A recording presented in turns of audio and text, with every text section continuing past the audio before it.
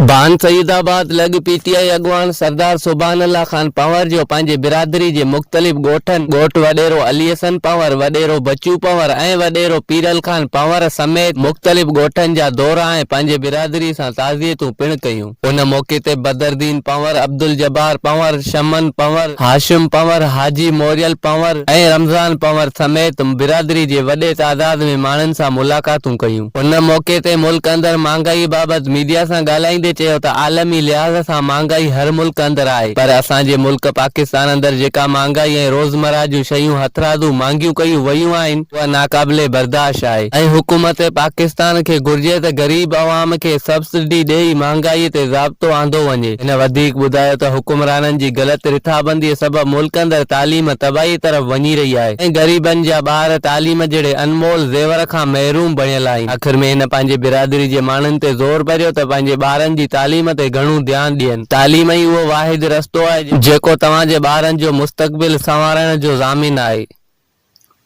Azhar Ali comber, तोंग news, Jamshoro.